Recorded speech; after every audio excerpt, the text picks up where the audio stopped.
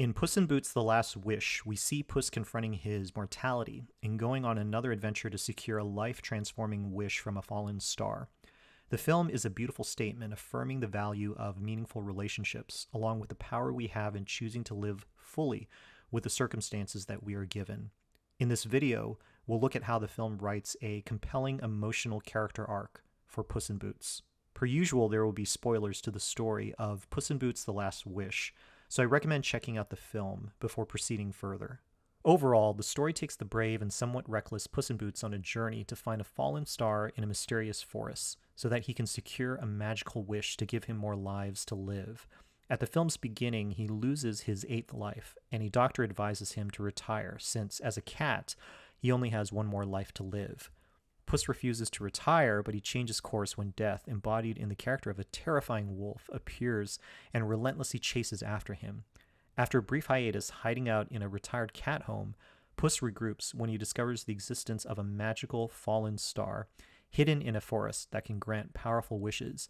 Joined by a former girlfriend, Kitty Softpaws, and a new companion, Perito, Puss battles his own insecurities and past mistakes, along with several other antagonist characters including Big Jack Horner and Goldilocks and the Three Bears.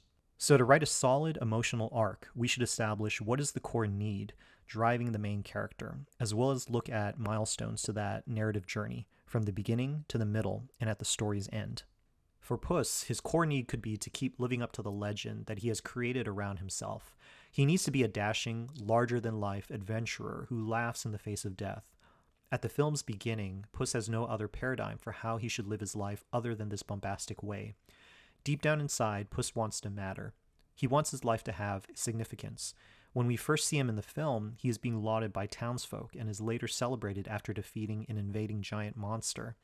Puss is living an amped-up life with high risk, so he needs a full set of 9 lives to continue this journey.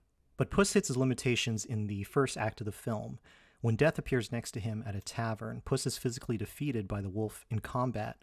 Puss becomes overwhelmed with panic and runs off to hide away at the retired cat home.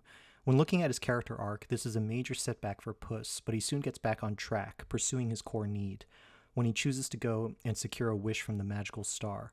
Now, along with a new companion, Perito, Puss is driven by his core need, but now with greater burdens on him as he fears being incapacitated before death. While death is a visible antagonist that physically and emotionally challenges Puss, our heroic protagonist has significant internal obstacles that help build tension for his character arc. Puss is extremely self-absorbed. He lacks gratitude for what he has in front of him, which is highlighted by the bubbly optimism of Perito. The film uses Perito as a foil for Puss, reflecting a contrasting perspective. For example, at the finale, Perito tells Puss that maybe one life is enough, which will feed into Puss making his decision later on to let go of the last wish. Relational obstacles also complicate the path for Puss, as seen in his tense dynamic with Kitty Softpaws. We learned that sometime in the past, Puss left Kitty at the wedding altar in Santa Coloma, although Kitty reveals she was never there. But the pain that Kitty felt is real, and we see that she calls out Puss for his self-absorption and selfishness. The film allows us to see deeper into Puss's flaws through his relationship with Kitty, and it also clues us into believing that Puss may choose to use the last wish for himself because of his flaws. As with any story, the obstacle a character faces creates opportunities to put pressure on them and to see what they're really made of. There's a major turning point in Puss's character arc when he reaches a cave by himself, and he encounters visions of his past lives who become personified in large-scale reflective crystals. They're essentially voices in his head vocalizing who he once was. The past selves rally Puss to sing along with his previous theme song. The scene works as a temptation to our main protagonist, reinvigorating his past insecurities and mistaken belief that he needs to secure a magical wish to get more lives. The scene raises questions in our minds to ask if Puss is really going back to his old ways, or if he has fundamentally grown and changed to become more selfless during this journey. When death emerges inside the cave, the wolf's presence only pushes Puss to fall back into his old way of thinking, and a rush to get the wish for himself instead of thinking about Kitty and Perito. This is also when Puss realizes that death is not a simple bounty hunter, but that he is death incarnate, making the stakes even higher. For the drama to increase significantly at this point in the character arc, The film needed to show Puss reacting based on his core fears, swinging back to his old ways, and thereby making us feel tension because we want him to lean into his new self, not the old one.